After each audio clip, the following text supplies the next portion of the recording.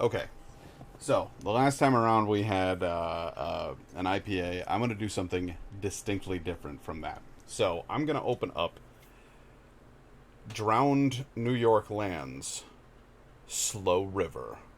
It's a mixed culture Fodor Saison. And I don't know what a Fodor Saison is, but it says brewed and canned in Warwick, New York.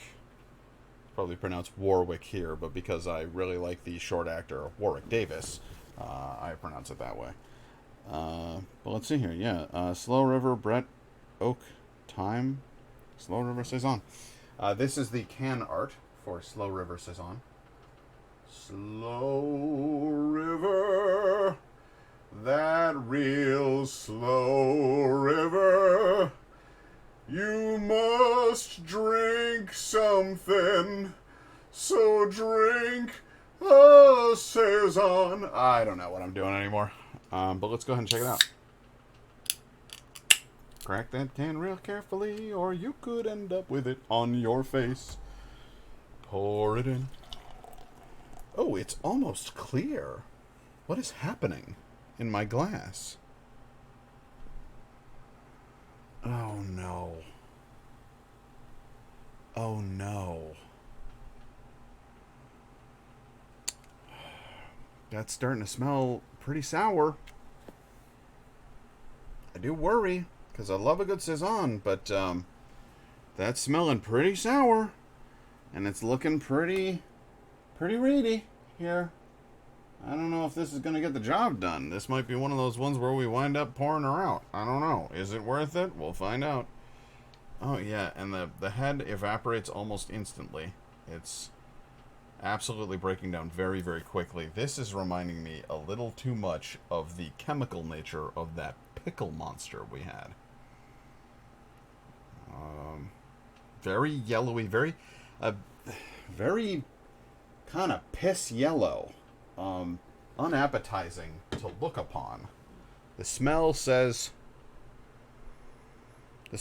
sour. I don't know, guys. I'm hoping the seasonings make up for it. Surprise me, Fodor Saison.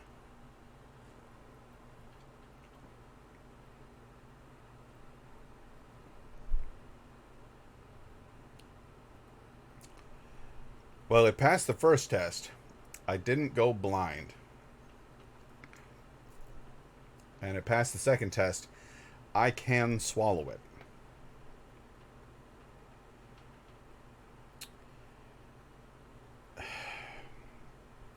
All right, I'm gonna do it justice.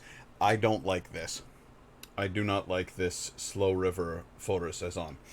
Perhaps if I had known what a Fodor or Fader Saison is, Foeder. If I had known what a Fodor Saison was going into it, I probably would have been more prepared for the eventual outcome.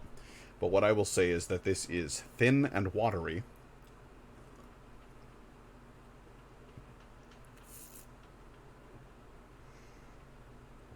With an unpleasantly salty and sour flavor. It is as though somebody has squeezed one rancid lemon into a large pail of seawater and then put it in a can and sold it to me for $3.50. I do not care for that. That makes me angry. But I will do it further justice because again I try to be fair about these things. Just because I don't like it doesn't mean that someone else might like it or won't like it. So if you like things that have a sour flavor, with some admittedly interesting seasonings, there's definitely elements of other things, maybe a clove spice element to this. Perhaps some orange or ginger peel going on in there. And then you would like that to have a salty undertone.